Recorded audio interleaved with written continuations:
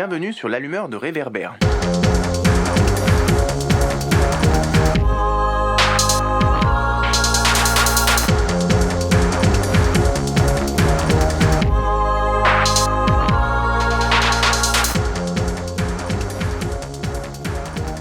Bonjour à toutes et à tous, je suis David Brites. C'est moi qui animerai ce deuxième épisode de l'allumeur de réverbère. Pour ce nouvel épisode, nous allons nous concentrer sur l'actualité française, puisque depuis le 5 décembre, le pays est frappé par un vaste mouvement de grève et de manifestations qui vise à mettre à mal le projet du gouvernement d'établir un système dit universel de retraite, le fameux système de retraite par points. En 2019, un groupe de citoyens, soucieux de comprendre la réforme, d'interpeller les pouvoirs publics et d'éclairer leurs compatriotes, s'est constitué en collectif, le collectif Nos Retraites. Le 9 février dernier, nous avons rencontré Régis, un membre actif de ce collectif, dans le but d'obtenir des réponses relativement simples sur un sujet ô combien complexe, et de vulgariser au maximum la réforme pour comprendre aussi pourquoi elle suscite tant de résistance. En espérant que vous en sortirez un peu plus éclairé et que cet entretien vous aidera à vous forger une opinion. Très bonne écoute.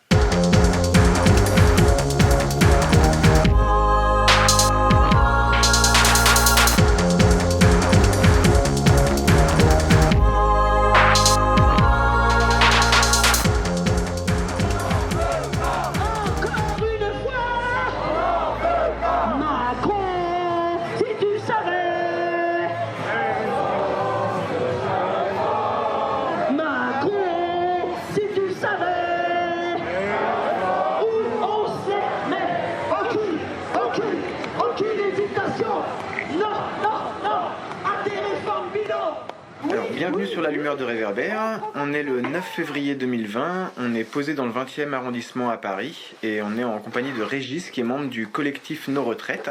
Aujourd'hui on a choisi d'inviter Régis pour nous parler de la réforme des retraites que le gouvernement est en train d'adopter. Déjà bonjour Régis. Bonjour. Avant de commencer à parler de la réforme en elle-même, peut-être on peut faire une petite intro juste. Est-ce que tu peux nous parler un peu du collectif, comment il est né, quel type d'action vous menez ?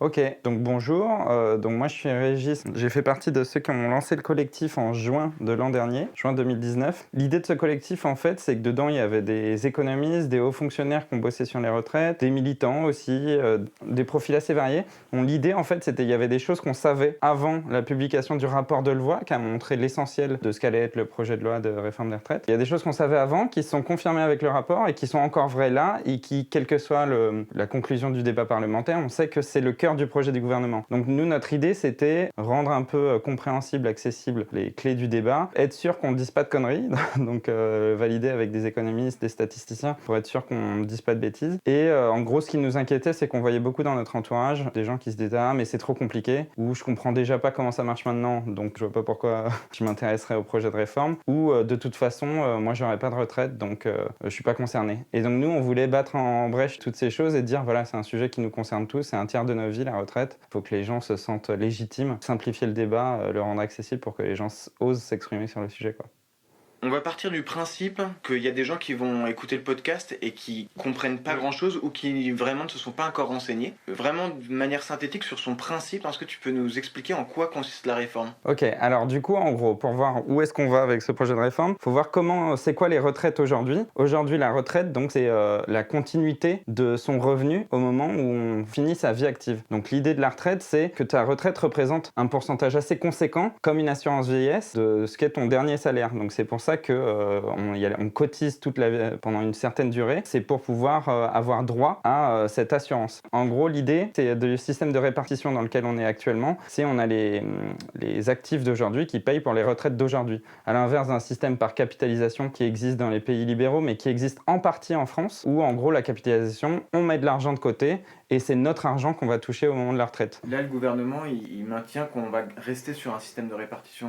Tout à fait. Donc l'idée, c'est de garder un système de répartition, c'est-à-dire les actifs d'aujourd'hui qui payent pour les retraités d'aujourd'hui, sauf que, et ça existe déjà en France, il y a déjà de la capitalisation. C'est-à-dire qu'aujourd'hui, quand la retraite, on fait le calcul qu'elle va être faible, par exemple pour des gens qui ont des hauts revenus, toutes les réformes précédentes qui ont un peu baissé le montant des retraites, il y a pas mal de gens qui ont déjà commencé à mettre de l'argent dans des assurances, dans des complémentaires. Les complémentaires, c'est autre chose.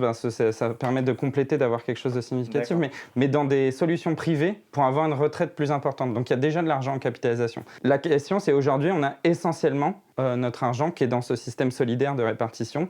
Et l'idée, c'est moins il y aura d'argent dans le système de répartition, plus il y aura des opportunités de marché et plus il y aura de possibilités d'aller à la capitalisation. Donc le projet de réforme, j'y viens vraiment. Pour nous, il y a le risque de ce projet de réforme, c'est une baisse des pensions. Pourquoi ? Parce que le cœur du projet, c'est de bloquer le financement des retraites à 14% du PIB, à 14% du produit intérieur brut, des richesses de notre pays. Sachant qu'aujourd'hui, il est à quasi 14%. Il est à quasi 14%, il est à 13,8%. Ouais, exactement. C'est 300 milliards d'euros, 320 milliards d'euros dans le PIB, dans les richesses du pays. Alors que donc, les plus de 65 ans, ils sont aujourd'hui à 20% de la population et ils vont passer à 27% de la population en 2050. Donc ça veut dire qu'on va avoir un plafonnement à 14% et un décrochage par rapport au nombre de personnes qui vont devoir se partager ce 14%. Ouais. Ça, c'est radicalement nouveau. On n'avait jamais vu ça depuis le début du système des retraites, un décrochage entre les seniors qui augmentent dans la population et le financement des retraites qui est bloqué. Donc, qu'est-ce que ça veut dire d'autre ? Ça veut dire que ça va concerner tout le monde. Est-ce que tu peux nous dire, en gros, la formule, l'universalisation du système, ça veut dire quoi en fait pour les différents régimes ?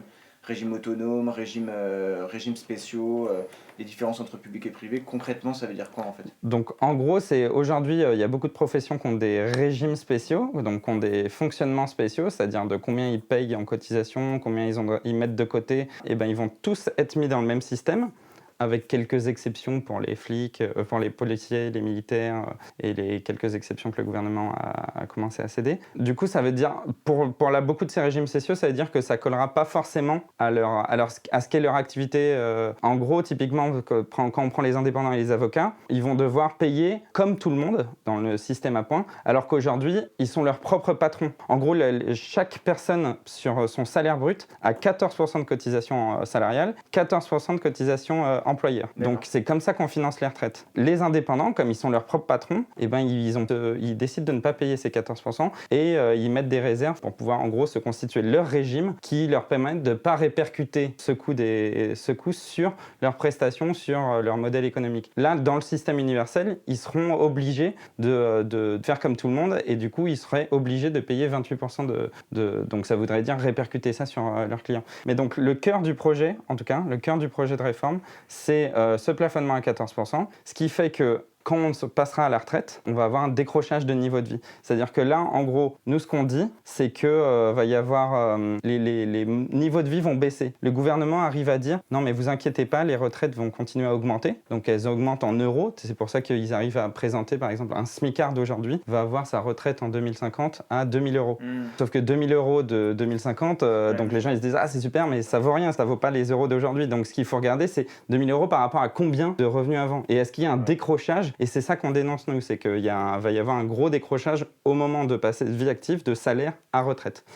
Le deuxième truc qu'on a toujours su sur le projet et qui s'avère vrai, donc c'est la question de l'âge d'équilibre, le fameux âge d'équilibre ou qu'on appelle parfois âge pivot, qui fait que quelle que soit la durée de cotisation, quelle que soit sa situation professionnelle ou son espérance de vie en fonction de sa catégorie, tout le monde va avoir le même âge d'équilibre, c'est-à-dire avec cet âge d'équilibre, si on part avant, on a une décote, et si on part après, on a une surcote. Aujourd'hui, ils veulent le fixer à partir de 64 ans, 65 ans en 2037, ce qui fait que tous les gens qui sont soit au chômage, soit en incapacité de travail, en fait, vont devoir partir avec des décotes. Qu'est-ce qu'il faut avoir en tête comme ordre de grandeur ? C'est que depuis 10 ans, on a l'espérance de vie en bonne santé qui stagne à 63 ans. Donc ça bouge pas. Donc ça veut dire quoi l'espérance de vie en bonne santé ? C'est l'espérance de vie sans incapacité de travail. Donc c'est ceux qui sont en incapacité de travail, quand même ils veulent, ils ne peuvent pas travailler plus longtemps. Donc ça c'est la première chose. Et par ailleurs, on a un senior sur deux qui est déjà plus en activité au moment de liquider sa retraite.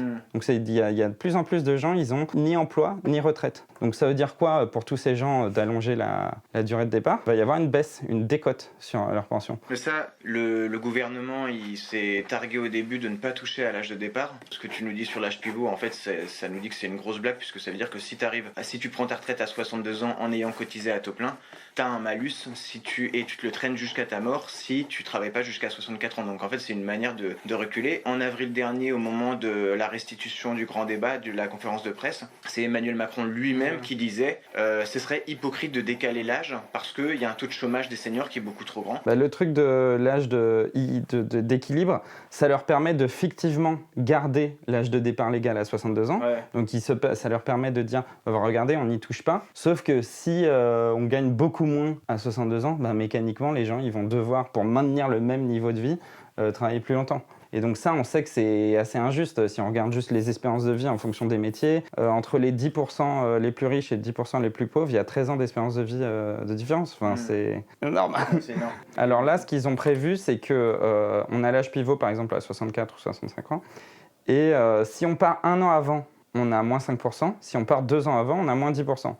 Donc si on part un an après, on a plus 5%. Si on part 2 ans après, on a plus 10%. Sauf que, en plus de cette décote, il y a aussi tous les points qu'on n'accumule pas pendant ces années qu'on n'a pas travaillé, pendant cette année ou ces 2 années qu'on n'a pas travaillé en plus. Ouais. Donc en fait, ce moins 5% se transforme en moins 7%, le manque à gagner en termes de points, et le moins 10% se transforme en je ne sais plus combien, moins 13%, je crois. Je suis à vérifier le chiffre. Et c'est ce qu'on essaye de dire, c'est que ces mesures d'âge, ce n'est pas une question d'âge, c'est une question d'argent. Quand on fait une mesure d'âge, vu que les gens ne peuvent pas, comme je le disais tout à l'heure, c'est juste plus de gens avec des décotes. Donc ça fait plus de gens... Donc en fait, d'une manière ou d'une autre, là, on entraîne une baisse des pensions. Exactement. En fait, on peut le voir. Même indépendamment de la question de la valeur du point. Exactement. Exactement. En fait, si on prend la question juste comptable du financement des retraites, il y a 3 façons de le régler. Il y a baisser les pensions des retraités de maintenant. Là, ils l'ont exclu, s'ils avaient baissé la CSG, et ça avait fait déjà un scandale chez les retraités.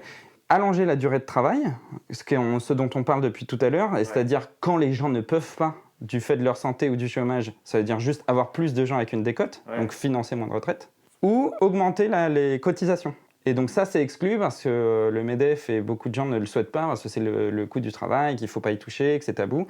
Mais donc, il y a le financement des retraites, on pourrait le résumer à ça. Baisser les pensions, travailler plus longtemps et donc baisser les pensions, ou augmenter les cotisations. Et donc le gouvernement a exclu la première et la troisième, donc c'est pour ça que là, on n'est qu'en train de négocier le packaging de cet allongement. C'est autre chose très importante à avoir en tête sur l'âge d'équilibre. Il parle beaucoup de 64-65 ans, sauf que cet âge d'équilibre, et c'est l'esprit de la loi, est fait pour reculer avec l'espérance de vie de chaque génération. Donc on sait déjà, selon les propres chiffres du gouvernement, qui est en fonction de projection de l'espérance de vie, on sait déjà que les gens nés en 1980, leur âge d'équilibre sera à 65,4. Les gens comme moi, nés dans les années 90, donc les gens nés en 90 par exemple, ça sera 66,25 déjà. Donc on sait déjà que ça va reculer. Même quand les médias, même quand on parle dans le débat de 65 ans, c'est pas 65 ans pour tout le monde. Il faut avoir en tête pour tous les 90, l'âge pivot ça veut dire 66, et tous les 2000, l'âge pivot c'est 67. Et ça c'est vraiment l'esprit de la loi. Tout à l'heure, tu parlais de la question de la pénibilité et des différences d'âge en bonne santé en fonction des métiers. Peut-être juste un point sur cette question de la pénibilité. Au début du mandat d'Emmanuel Macron, il y avait eu, alors de mémoire, 4 ou 5 critères de pénibilité qui avaient été retirés à la liste des facteurs de pénibilité qui avaient été votés sous Hollande. Là, il était question de remettre ces critères-là. Est-ce que tout ça, c'est dans la loi ? Est-ce que la loi fait mention de la question de la pénibilité ? C'est un des gros sujets, c'est-à-dire que on a vu, en fait, les mesures d'âge, ça ne marche pas parce que les gens sont en incapacité de travailler. Qu'est-ce que ça veut dire ? Donc, il faudrait travailler sur comment faire pour que les gens ne se ruinent pas la santé au boulot, comment faire pour qu'ils travaillent plus longtemps, qu'ils ne soient pas poussés hors des entreprises, etc. Donc ça, c'est les débats sur la pénibilité, sur les conditions de vie au travail, etc. Donc effectivement, la réforme des retraites Touraine en 2014, qui allonge la durée de cotisation, une des contreparties négociées, c'était ce compte pénibilité. C'était justement, très bien, on allonge, donc on va mieux prendre en compte la pénibilité. Comme vous l'avez dit, effectivement, en 2017, Macron arrive au pouvoir, ils enlèvent 4 des 10 critères de pénibilité, 4 ou 5, je ne sais plus. Et ce qui fait qu'il y a de moins en moins de gens. En plus, les gens, ils ne connaissent pas, et c'est un compte qui est sous-utilisé. Et aujourd'hui, il n'y a rien de très ambitieux qui est fait sur la pénibilité. Ça fait partie des sujets qu'ils essayent de négocier, mais on n'a pas d'annonce de retour des critères qui ont été supprimés. Et même, il y a des gens il y a de plus en plus de gens qui disent que même sur les 10 critères initiaux, ça couvrait pas tout. Il y a plein de choses sur les risques psychosociaux, les troubles musculo-squelettiques. Il y a plein de choses plus chroniques, plus massives, qui sont mal prises en compte par ça. Par exemple, même sur la pénibilité des métiers où les femmes sont surreprésentées, on voit que les critères de pénibilité prennent en compte, par exemple, la toxicité, le bruit, des choses qui existent, par exemple, dans le BTP ou dans certaines industries lourdes, mais pas, par exemple, les troubles musculo-squelettiques dans les métiers du soin, etc. Donc même ça, il y a plein de choses qui font l'objet de négociations, mais on voit, en vrai, c'est comme pour les retraites, c'est quand même une question de montant, de volonté des employeurs aussi d'investir ces sujets, et aujourd'hui, on n'est pas très bon en France là-dessus. Et nous, ce qu'on observe, c'est que toutes les réformes qu'il y a eu depuis 40 ans qui ont eu pour effet, en gros, de réduire la part de financement des retraites dans le PIB, il y a toujours eu ce qu'on appelait, nous, un peu la carotte, ou des alibis sociaux, en gros, pour faire passer ça. Donc, sous Hollande, c'était le contre pénibilité, sous Sarkozy, c'était un départ pour incapacité de travail, etc. Mais en fait, sur l'essentiel qui est le financement des retraites et donc avec quoi je me retrouve au moment où je pars à la retraite, là, ça baisse. Et ça, c'est le sujet tabou du gouvernement. Enfin, je veux dire, ils disent, moi, on est prêt à tout négocier, mais à aucun moment, ni la question du montant du financement des retraites dans le PIB n'est discutée, ni la possibilité de juste le payer par une hausse des cotisations. En gros, si on revient au truc de hausse des cotisations ou âge ou baisse des pensions, quand on fait des économies en baissant les pensions, on fait porter toute la charge sur les retraités. Quand on fait des économies sur l'âge, on fait porter la charge sur tous les départs à la retraite. Et quand on fait porter la charge sur les cotisations, c'est sur tous les salariés. Donc ça coûte moins cher en fait. Enfin, ça fait une charge qui est mieux répartie sur l'ensemble des salariés. Et la question, c'est est-ce que nous, on serait prêt à payer, 0,2% pour combler le déficit, ou est-ce qu'on choisit plutôt de baisser de 100 à 500 euros les gens qui partent à la retraite? Et ça, il faudrait le poser comme ça, le débat, pour que ce soit vraiment un débat ouvert. Là, on va passer au cœur de la réforme, en fait, la question du point. Peut-être juste pour rappel, pour calculer le point, on additionne le nombre de points cotisés, c'est-à-dire la période travaillée, et les points de solidarité, c'est-à-dire période non travaillée, et on multiplie le résultat par la valeur du paiement de points, enfin la valeur du point, quoi. Et ça donne la retraite, sachant que toute la carrière est prise en compte, alors qu'aujourd'hui, c'est les 25 meilleures années dans le privé et les 6 derniers mois pour le public.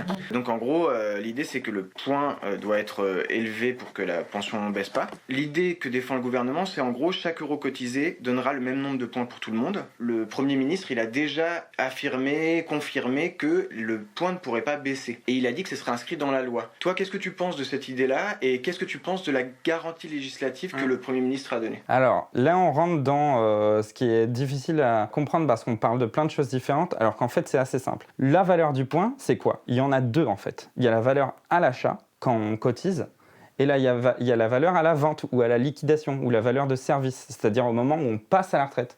Au moment où on prend ces points, on les transforme en retraite. Donc il y a deux valeurs de points en fait, et donc parfois on se pose la question, qu'est-ce que cette valeur va suivre? En gros, le rapport Delevoye a dit, voilà, c'est très clair, c'est très simple. La valeur d'achat, c'est 10 euros le point, et la valeur de service, c'est 55 centimes à la vente, au moment de le transformer en retraite. Comme ça, il disait c'est très clair et tout, mais justement, il n'y avait pas l'info, et c'est encore en débat, et c'est encore pas clair, et c'est difficile d'accès pour plein de gens, comment ces deux valeurs vont évoluer. Comment faire pour que ça suive le niveau des salaires, en gros, qu'il n'y ait pas un décrochage au moment où on passe à la retraite. Il faudrait que les deux suivent les salaires. Il faudrait que les deux valeurs suivent les salaires.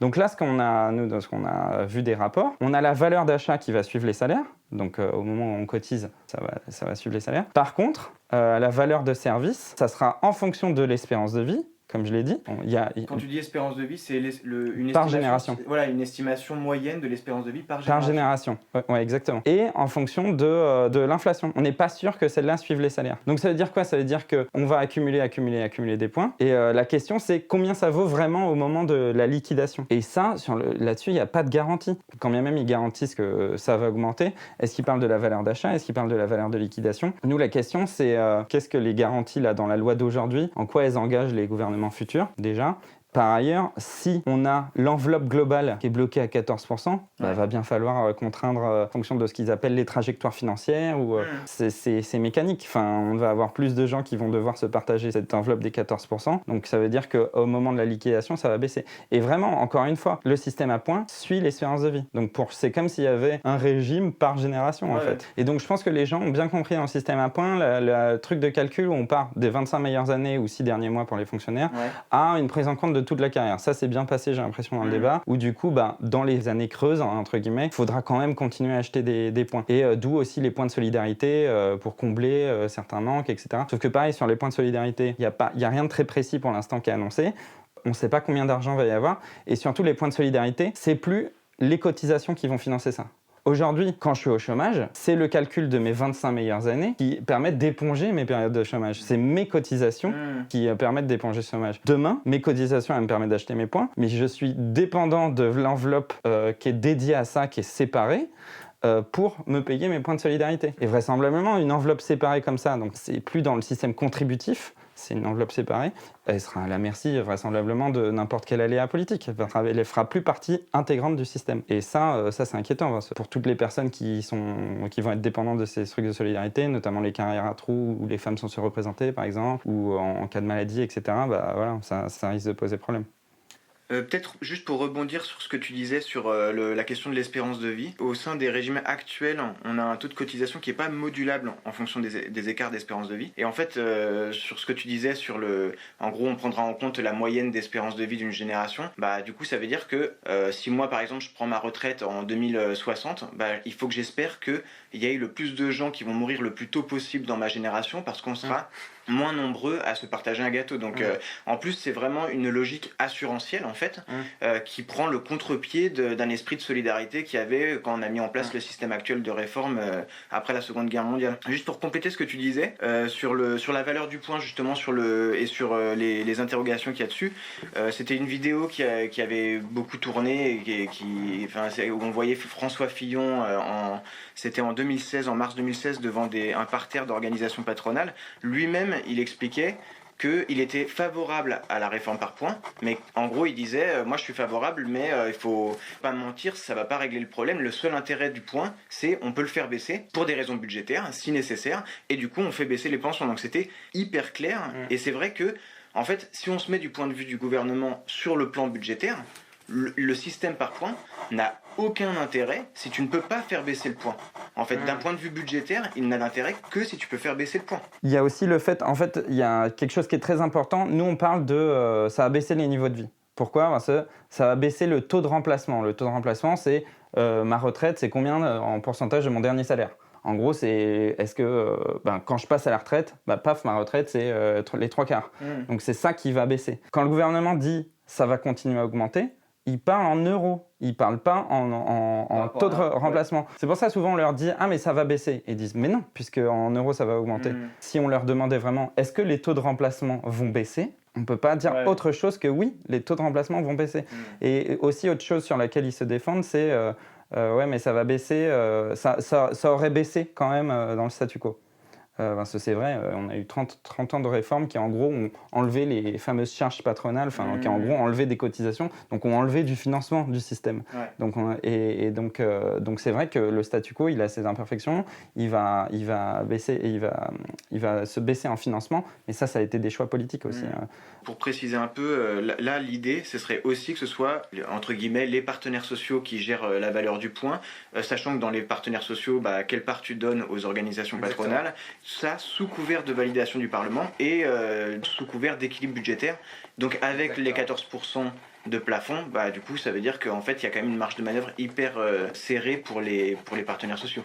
Exactement. C'est pour ça qu'on essaye de mettre la question du montant au cœur du sujet, parce que c'est pas juste le montant budgétaire, mais du coup, c'est la conséquence directe du montant que j'ai au moment où je passe en retraite. Donc, sur la question des partenaires sociaux qui négocient pour faire ces économies, ce qu'il faut avoir bien en tête, c'est qu'il y a deux réformes, en gros. il y a 2 réformes dans ce projet. Il y a la réforme à points, à partir de 2037, ou pour les gens de 45 ans et moins, donc c'est ceux nés après ces 75. Donc il y a la réforme à points, mais il y a la réforme avant, donc pour tous ceux qui ont 45 ans et plus, et pour tous ceux qui seront avant le système à points, le gouvernement a prévu des économies pour eux aussi. C'est en gros, donc selon les projections du COR, du Conseil d'orientation des retraites, donc qui fait l'état financier des retraites chaque année, il y a 12 milliards d'euros à trouver d'ici 2027 selon eux. Donc ça a l'air super inquiétant quand on connaît pas, quand on a juste cette annonce, mais 12 milliards dans un budget de 300 milliards sur lequel on a de la visibilité sur des décennies, c'est pilotable quoi. Ouais. C'est ce que je disais par exemple, ce serait plus 0,2 de cotisation sur les salaires. Enfin, il y a la double réforme, il y a le système à points et c'est 12 milliards à trouver d'ici 2027. Là-dessus, c'est là où le gouvernement a dit « Ah bah super, on va prendre la proposition de la CFDT de les partenaires sociaux négocient comment faire ces 12 milliards. » Par contre, attention, on touche pas aux retraites actuelles et on touche pas aux cotisations. Bah super, donc ça veut dire comment négocier l'allongement de la durée pour que ça fasse 12 milliards d'économies. Ouais. Donc ça veut dire quoi? Ça veut dire que c'est ces 12 milliards qu'il va falloir économiser sur je sais pas combien il y a de millions de gens qui partent à la retraite d'ici... les 3,5 millions, 4 millions de gens qui partent à la retraite d'ici là, c'est sur vous les 12 milliards. Donc ça, cette double réforme d'économie de court terme pour tous les gens qui partent à la retraite en 2027 et la réforme à points, mais du coup pour les économies à faire qui sont négociées par les partenaires sociaux, le gouvernement dit si vous n'êtes pas d'accord, c'est nous qui tranchons. Et c'est ce qui s'est passé sur l'assurance chômage l'an dernier. Le gouvernement a dit vous négociez librement, sauf que vous avez une feuille de route, il faut faire ça, ça, ça. Alors évidemment, les partenaires sociaux ne tombent pas d'accord. In fine, le gouvernement tranche selon ces termes. Et c'est vraisemblablement ce qui va se passer. Là, en l'occurrence, le MEDEF refuse de même négocier la question d'augmenter les cotisations. Dans ce cas-là, c'est juste le package des mesures d'âge, quoi.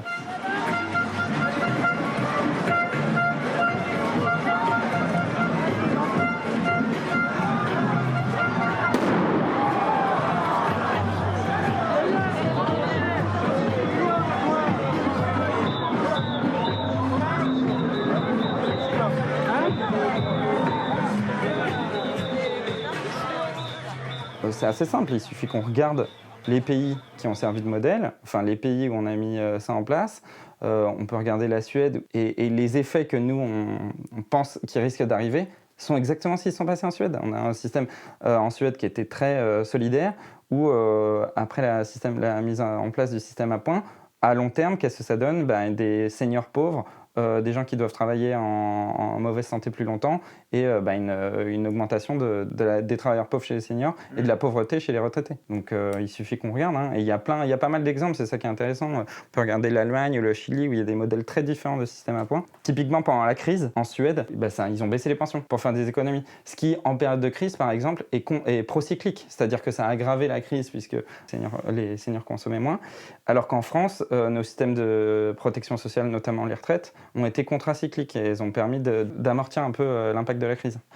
Mais en fait, nous, notre propos, il est de dire, il y a eu beaucoup d'annonces qui ont été faites, notamment sur les femmes ou sur la lisibilité, où c'était censément amélioré très substantiellement. Et nous, ce qu'on voit, c'est qu'on ne s'y retrouve pas au moment où on fait les calculs, notamment sur les cas types ou sur la question des femmes. On voit que ça ne va pas améliorer. Les femmes avec enfants ou les familles monoparentales, ça va continuer à être compliqué. Et sur le minimum de pension, à 1 000 €, qui est quand même parmi les grands gagnants, en fait, c'était quand même dans l'objectif depuis 2003. Et ça reste sous condition d'une carrière complète. Donc là, on ne comprend plus, parce que carrière complète, on a une durée de cotisation qui revient par la fenêtre, alors qu'on avait dit qu'il n'y aurait plus que l'âge pivot qui compterait. Donc on voit bien que là-dessus, c'est difficile de s'y retrouver, c'est difficile du coup de débattre dessus parce que les gens sont paumés, mais c'est des vrais sujets. Hein. Et ça reste les grands gagnants de la réforme, c'est-à-dire ceux qui ont le minimum. Et ça va concerner 45% des femmes vont être à ce minimum. Il y a 1 ou 2 mois, Michel Blanquer envoie une lettre à tous les profs où il dit, en plein mouvement, il dit « Ne vous inquiétez pas, il y aura le minimum de retraite ». Enfin, quand on voit un ministre de l'Éducation qui veut rassurer ses troupes en leur disant « Il y aura le minimum », c'est quand même terrible. Et du coup, c'est quand même... Je voyais souvent, quand on parle des grands gagnants, on parle très souvent de ces minimums. Quand on parle des femmes comme grands gagnantes, c'est vis-à-vis de ce minimum. Ce minimum, donc, qui est quand même une bonne chose parce que ça relève pour certaines situations très compliquées, ça permet aussi... Et j'espère qu'on y reviendra, ça permet aussi d'afficher une baisse des inégalités parce qu'on sort tout le haut de la distribution des retraites publiques. C'est-à-dire tous les cadres à plus de 10 000 € par mois, à plus de 120 000 € par an, on va les sortir de la retraite publique, c'est-à-dire que à partir de 120 000 euros, quand tu cotises au-delà, tu n'auras plus la cotisation classique, 14% toi, 14% toi, 14% employeur. Ils vont passer à 2,8. Et qu'est-ce que ça veut dire ? Ça veut dire qu'ils ne vont plus acquérir de droits normaux. Ouais. Donc ça veut dire qu'on va sortir plus de 3 milliards d'euros du système de répartition pour ces cadres très supérieurs. C'est pas grave, parce que ces gens, ils auront les moyens d'aller vers la capitalisation. Mais ça veut dire qu'on va sortir par an plus de 3 milliards d'euros du système, alors qu'on a soi-disant un problème de financement. Donc, en sortant massivement les hautes pensions et en revalorisant un peu la baisse, ça leur permet sincèrement d'afficher une baisse des inégalités. Parce qu'on tire par le bas, on tire le système par le bas. Et ça, c'est très fort parce qu'on a vu que les taux de remplacement vont baisser, mais ils arrivent à le présenter comme... donc je regardais des gens qui suivent un peu sincèrement et tout, qui disent « mais c'est une réforme de gauche, parce que machin et tout ». Mais on sort de l'argent public en fait. Et tout ça, c'est des opportunités de marché pour la capitalisation. Enfin, on pourrait le voir autrement, on pourrait se dire, cette réforme, c'est pour beaucoup le minimum. Donc il faudra regarder combien de gens vont atterrir au minimum. Hein. Ça va être très intéressant de voir combien de gens, et c'est ce qu'on n'a pas dans les études d'impact d'ailleurs. Et pour ceux qui ont les moyens, la capitalisation. Pour compléter, parce que les taux de remplacement vont baisser, mais ceux qui se le permettent, ils vont pas rester dans cette situation. Ils vont compléter en capitalisant. On va avoir plusieurs situations. Ceux qui sont au minimum, ceux qui capitalisent parce qu'ils ont les moyens, et ceux qui voient leur truc baisser mais qui ne peuvent pas capitaliser, soit ils vont devoir travailler plus longtemps, soit ils vont avoir une grosse dégradation de leur pension, soit, on peut imaginer comme ça arrive dans d'autres pays européens, que les gens retournent vivre chez leurs enfants. Enfin, je veux dire, tout est possible, quoi. Donc voilà, nous c'est pour ça que notre propos, il est beaucoup sur les montants et sur combien je gagne en taux de remplacement et le fait que ça va concerner tout le monde, quoi. On va rester sur la thématique de la capitalisation. Dès le début, il y a eu beaucoup cette suspicion sur le fait que le gouvernement tente de mettre en place un système par capitalisation. Tu as des éléments factuels qui ont alimenté la suspicion. Le fait que Jean-Paul Delevoye, qui était haut commissaire aux retraites, ait entre guillemets oublié, lui il a utilisé l'expression omission par oubli, de préciser... Non, il a dit c'est la faute de sa femme quand même, ce qui est quand même assez culotté. Ce qui est bien dans l'air du temps, en gros... il avait oublié, entre guillemets, de préciser ses liens avec un institut de formation de l'assurance, l'IFPAS. À côté de ça, on a des visites avérées de représentants de BlackRock auprès de l'Élysée, je crois à peine 1 ou 2 mois après l'élection de Macron. Juste pour rappel, BlackRock ne gère pas des pensions de retraite directement, il gère des actifs. Et dans ces actifs, en fait, l'essentiel de ce qu'ils gèrent, c'est des fonds de pension. Et du coup, qui font de l'épargne retraite. Donc on peut comprendre qu'eux, ils soient intéressés, vu ce que tu disais... à l'instant sur la question de masse d'argent, au moins 3 milliards qui sont libérés et qui peuvent se diriger vers des fonds privés ou vers mais des... Mais ça, c'est juste pour les cas ouais, c'est ça. Mais il y a d'autres... Enfin, toutes les baisses en taux de remplacement sont des opportunités de marché pour les fonds de pension. Alors, du coup, en plus, on a eu la petite cerise sur le gâteau, puisque c'est pas ça qui fait que la réforme va inciter à la capitalisation, mais le symbole était tellement beau, c'était le cas du titre d'officier de la Légion d'honneur qui avait été donné à Jean-François Cirelli au début de l'année, qui est le président du groupe BlackRock France. Donc tout ça, ça alimentait un petit peu les suspicions.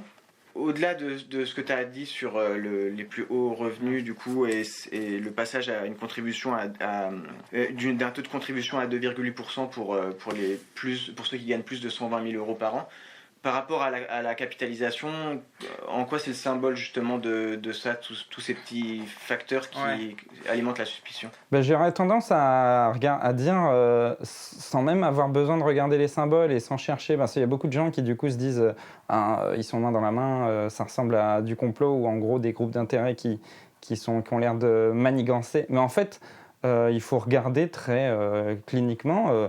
En fait, c'est des gens convaincus de l'utilité de la capitalisation. Il y a déjà, donc BlackRock faisait des recommandations pour dire voilà, ça permet d'alléger le financement public des retraites, d'aller vers la capitalisation.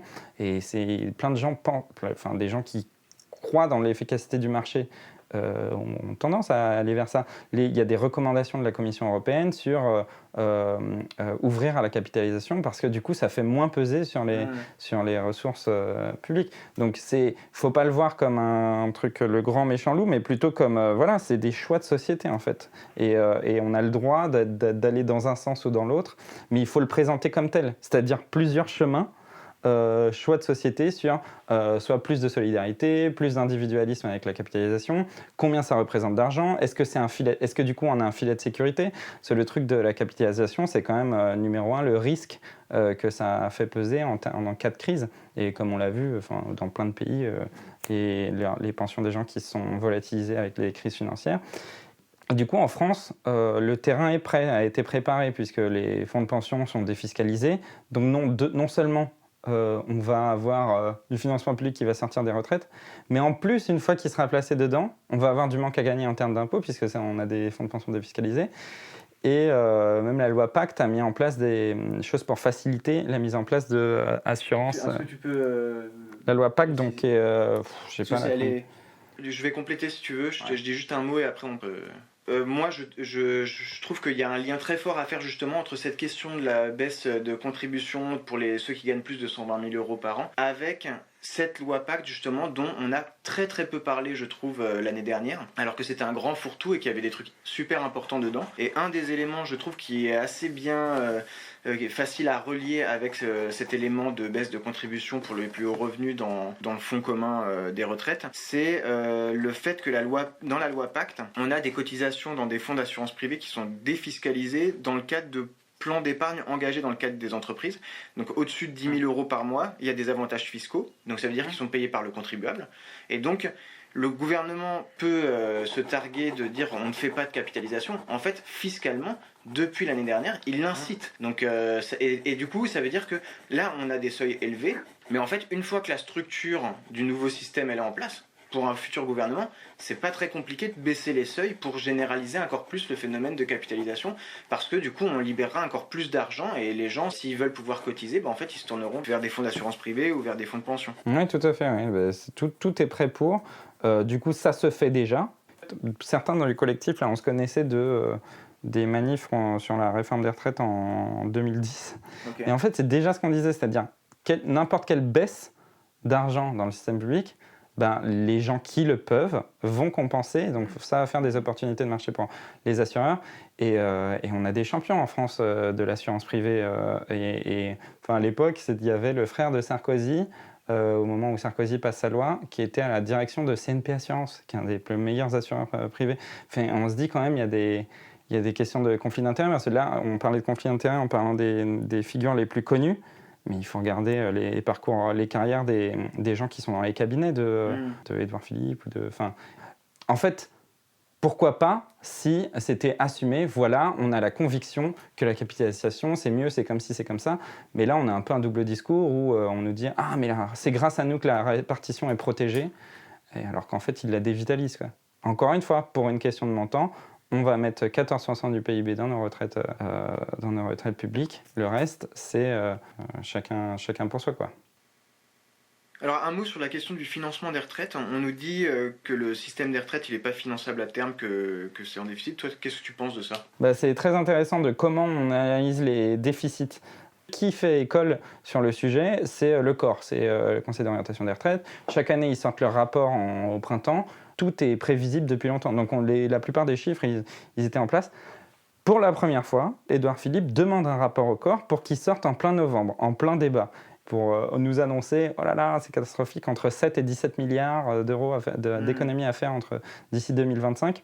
Et en fait, qu'est-ce qu'il faut regarder là-dedans ? Déjà, il faut le mettre en comparaison aux 320 milliards du système, est-ce que ça nous met en danger, est-ce que ça se finance facilement, est-ce qu'on a des réserves, etc. Mais surtout, comment il le calcule ? Et nous, on avait analysé aussi cette sortie du COR, qui est incontestable, qui fait école, mais sur qu'est-ce qu'on met en valeur. En gros, il y a un problème avec une des façons d'afficher du déficit, c'est quand l'État dit, voilà, on va baisser notre masse salariale, donc on va avoir moins de fonctionnaires, donc on va avoir moins de cotisations à payer. Pour autant, on va avoir un déficit parce qu'on a nos anciens fonctionnaires, donc plus, à qui il va falloir continuer de payer les retraites. Et donc ça, on l'affiche comme un déficit, alors que c'est juste l'État qui sait qui est-ce qu'il va avoir, qui doit juste payer ses retraites. Ça permet de présenter comme quelque chose d'extrêmement inquiétant, juste une démographie de la fonction publique qui était prévue et prévisible. Il n'y a pas de mise en danger, quoi. Il n'y a pas de mise en risque là-dessus.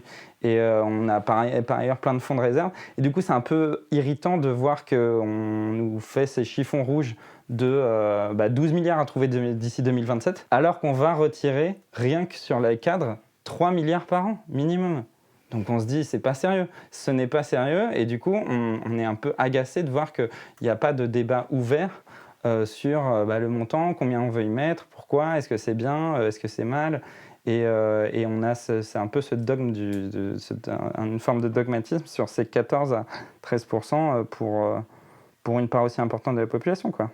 Enfin, c'est pas de l'argent gaspillé quand on voit les retraites, elles sont consommées en fait. Donc, pardon, je me suis un peu éloigné du sujet. Et du coup, sur le déficit, oui, donc voilà, il faut le mettre en ordre de grandeur. Ah, et surtout, il faudrait montrer comment on le comble, ce déficit. Et donc, le corps, par exemple, a montré les différents scénarios. Et nous, on a essayé de le faire en 4 types. On a été très peu repris en novembre-décembre. Là. Donc, les scénarios, comment on comble ces 12 milliards d'ici 2027 entre baisse des pensions, allongement de la durée, donc soit report de l'âge légal, soit espèce d'âge pivot avant l'heure, avant le système à points, soit durée de cotisation qui augmente. Et là, quand en janvier, ils ont annoncé on abandonne l'âge pivot, ils parlaient de ça. Ils ne parlaient pas du système à points, ils parlaient des 12 milliards d'économies qui seraient sous une forme d'âge pivot avant le système à points. Pour en gros, les gens, ils auraient une décote. L'idée, c'était qu'ils aient potentiellement une décote s'ils partaient dans le système actuel. Le texte, il a été présenté au Conseil des ministres le 24 janvier. Tu l'as esquissé vite fait tout à l'heure. Le Conseil d'État, il s'est prononcé sur le texte. Il s'est prononcé de façon très critique. Il a appelé à la vigilance sur plusieurs points. Il a pointé du doigt le manque de temps que le gouvernement lui laissait pour étudier le projet de loi. Voire, c'était sur ça que tu faisais allusion tout à l'heure, il a pointé le risque d'inconstitutionnalité de certains éléments de la réforme, en particulier ce qui concerne les enseignants. Et en outre, il a fait remarquer, il a remis en cause l'expression « chaque euro cotisé ouvre les mêmes droits pour tous ».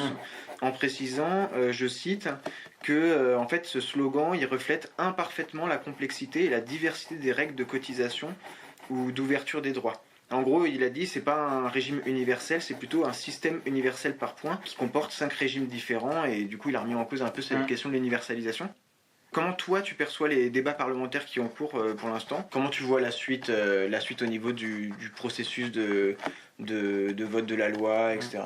Sur le 1 euro cotisé, même droit, ça fait plaisir de voir qu'il y a la confirmation de ce qu'on dit. Quand on dit chaque espérance de vie aura une valeur de points différente, où on voit déjà les exceptions qui sont mises en place, ou pour les cadres qui sont sortis, etc., ça fait plaisir d'avoir la confirmation juridique que ça ne tient pas, en fait, ça ne tient pas la route. L'autre truc qui est inquiétant et qui menace le débat parlementaire, mais là, ça a été pas mal repris, on a regardé l'étude d'impact qui va avec, 1000 pages, bon, on n'a pas tout lu, mais sur là où on savait qu'il fallait être vigilant, il nous a beaucoup inquiété. Pourquoi ? C'est insincère et le Conseil d'État a pointé ça. Déjà, il nous donne 28 cas types.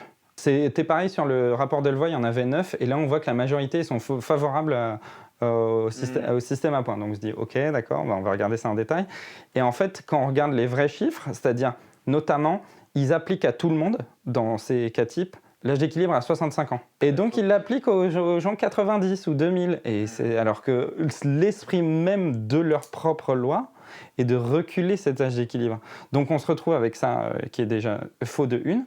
Et de deux, on l'a vu vite fait tout à l'heure, mais sur la décote des gens qui partent avant, c'est pas juste 5% ou 10%. Si on va avant, c'est aussi les points qui ne sont pas accumulés et du coup c'est une décote qui est encore plus forte. Donc ça, ces trucs déjà ils sont factuellement faux et donc parce qu'ils ont dû le faire dans la précipitation ou peu importe, et ça donc le Conseil d'État pointe ce problème sur l'étude d'impact, sachant que pour rappel, l'étude d'impact c'est une obligation constitutionnelle pour éclairer le débat parlementaire et donc ça juridiquement c'est super important en fait. C'est pour que les parlementaires aient des points d'appui sur les débats. Ah oui, et puis leur cas type, elles sont où les femmes? On voit pas les grandes perdantes qui sont les femmes avec enfants. C'est quand même beaucoup des cas types. Donc les cas types, à quoi ça sert? Des cas types, c'est pour se repérer, hein, c'est pour s'identifier, se dire moi je suis plutôt concerné par ça ou ça. Donc sur leurs 28 cas types, là, finalement on se rend compte qu'il y en a 18 qui sont plus négatifs que le système actuel, que sur statu quo. Au lieu d'en avoir que, je crois que c'était 9, on l'a publié. Ça, Avec le rapport de loi non, sur l'étude d'impact. Tu dis il y en avait 9. Ah, pardon, il y avait 9 négatifs sur les 28. Il y avait 9 cas négatifs. Dans l'étude d'impact, initialement, il y avait 9 cas perdants sur 28. Et là, avec les chiffres corrigés, c'est-à-dire les vrais âges équilibre et les vrais décotes, on a 18 cas types mauvais sur 28. Quoi. Enfin, perdants. Par ailleurs, libre aux gens de regarder les cas types. C'est des carrières de 22 à 64 ans, enfin à 65, sans chômage, sans temps partiel. Donc c'est ce qu'on pressentait, c'est-à-dire que les seuls gagnants, ce serait potentiellement ceux qui sont sous le minimum. Et pour beaucoup, c'est une baisse des taux de remplacement. Et pareil, nous, on aimerait bien voir, pas en euros, mais en taux de remplacement. C'est quoi que ma retraite représente vraiment au moment de passer de salaire à retraite, au moment de liquider ma retraite.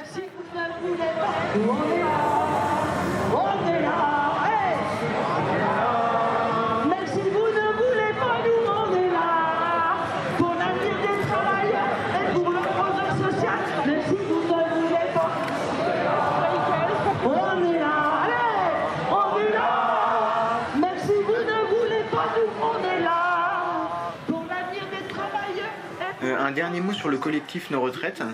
Il y a combien de personnes à peu près dans le collectif? Je dirais assez actives, qui bossent, il y en a une vingtaine. Certains, on s'est connus il y a eu de tout, on va dire. Il y en a, on s'est connus dans des syndicats, il y a des gens, on s'est connus au boulot, il y a des potes, il y a des bouche-oreilles. Enfin, justement, parce qu'on cherchait à avoir des gens différents et des compétences différentes. On a aussi fait beaucoup au bouche-oreille. Voilà, on aurait besoin de quelqu'un qui sait faire ça, ou vérifier. Et ce qui est assez chouette, c'est qu'il y avait une demande quand même de clarification et qui fait qu'on a plein d'énergies assez chouettes qui sont venues. Par exemple, là, il y a 10 jours, on a fait un hackathon pour essayer de développer des nouveaux outils.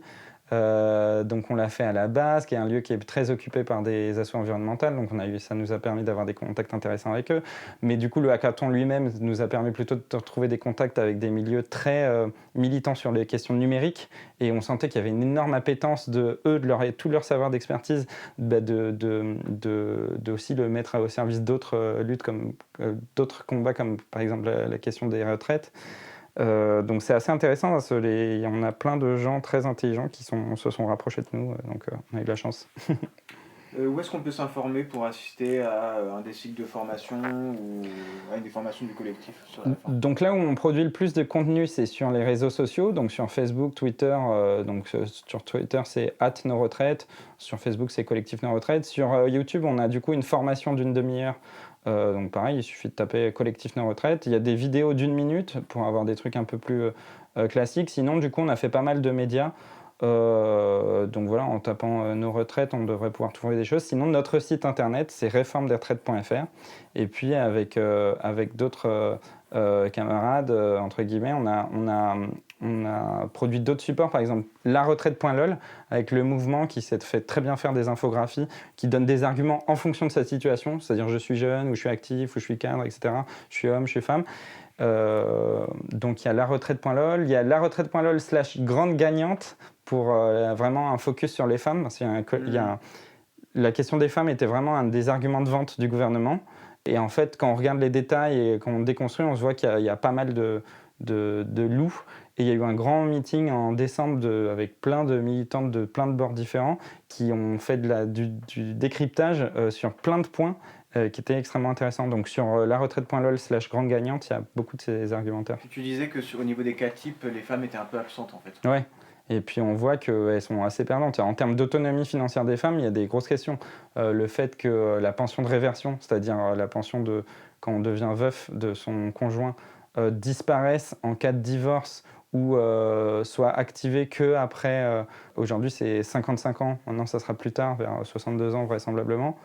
En fait, très intimement, pour des milliers de familles, c'est énorme. Ça veut dire on se fait des choix dans la famille pour une personne garde est au foyer et l'autre non. S'il y a 55 ans, on n'a plus de ressources, ou s'il y a un divorce ou quoi que ce soit, de tout perdre, ça a des conséquences énormes. D'où le fait que c'est autant de gens qui sont aux minima sociaux s'ils ne sont pas au minimum de pension. Le truc qu'on voit très souvent comme numéro 1, l'argument numéro 1 pour commencer à parler des retraites sur les JT ou quoi, c'est l'infographie de « avant il y avait 4 actifs pour un retraité et maintenant il y en a 2 et dans longtemps ça sera… » Et à aucun moment, mais jamais ça ne dit « ces 4 actifs produisent beaucoup moins que les 2 actifs d'aujourd'hui ».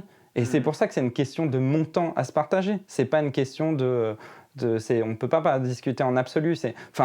Nous, c'est notre point de vue. Il faut tout penser en relatif, c'est-à-dire par rapport aux actifs, c'est-à-dire par rapport à ce qu'on produit, par rapport à ce qu'on a de disponible, Et tout ça, c'est des choix, quoi. Et du coup, il y avait 4 actifs, maintenant il n'y en a plus que 2. C'est vraiment une ancienne qu'on entend, sans jamais parler de combien produisent les uns, combien se répartissent les autres. Et du coup, le système qui est en danger, il y a aussi une confusion. Les retraites, là, aujourd'hui, sur les 320 milliards, là, le système de retraite, il est financé.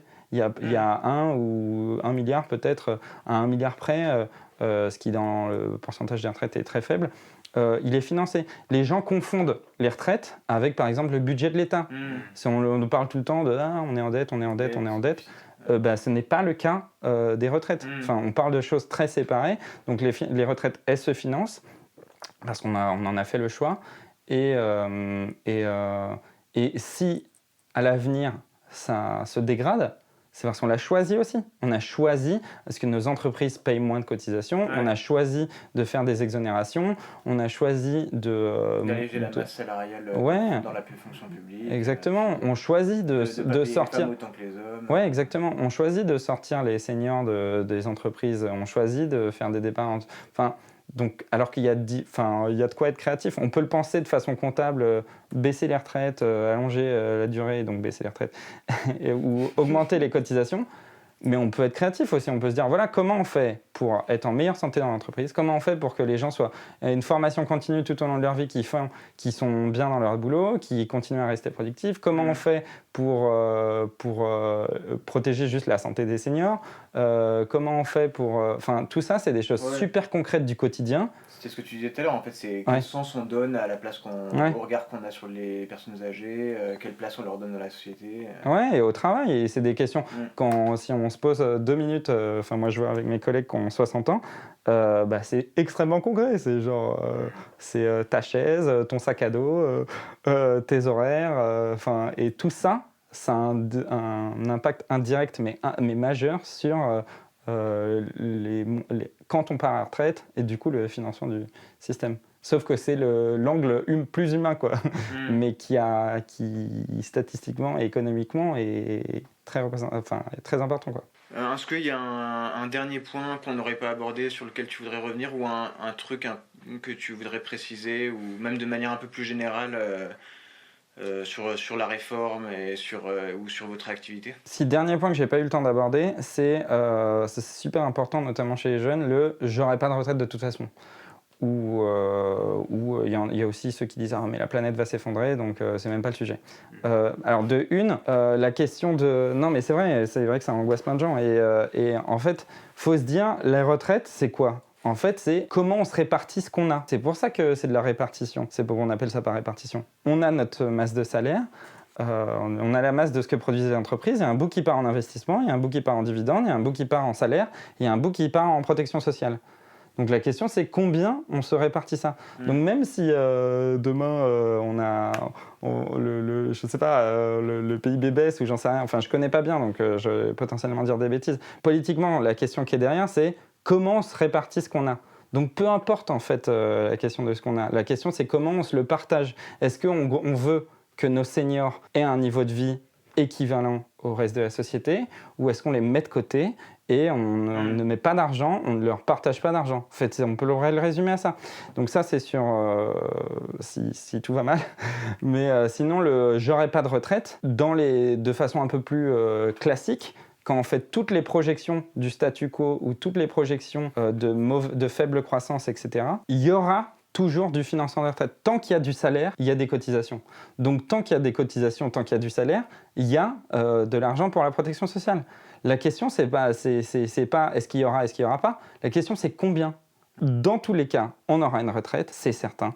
La question, c'est à quel montant et est-ce que ça sera dans un système individualiste où chacun son compte de points comme de l'épargne et chacun ses solutions pour compenser, donc chacun pour soi, quoi. Ou est-ce que ça sera solidaire et du coup, on aura financé nos mécanismes de solidarité. Donc voilà, si on pourrait résumer à ça, c'est sûr qu'on a la question, c'est vraiment des choix politiques qu'il faut faire de façon éclairée ou choisir même si on veut écarter, mais ok, mais que ce soit bien compris. C'est des choix, combien est solidaire ou individuel.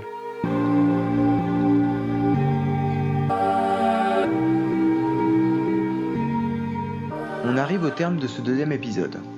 On remercie Régis pour le temps qu'il nous a consacré et on souhaite aux membres du collectif Nos Retraites du courage pour la suite, en saluant au passage le travail très riche et très dense qu'il réalise depuis plusieurs mois, rappelons-le de façon totalement bénévole. Vous trouverez sur le blog les liens relatifs aux supports de formation et d'information du collectif Nos Retraites et au travail de pédagogie réalisé par ses membres. On espère que cet entretien vous a plu et tout en sachant qu'il n'était pas possible d'être 100% exhaustif sur un tel sujet, on espère qu'il vous a permis de vous forger une opinion sur la réforme actuellement en discussion au Parlement.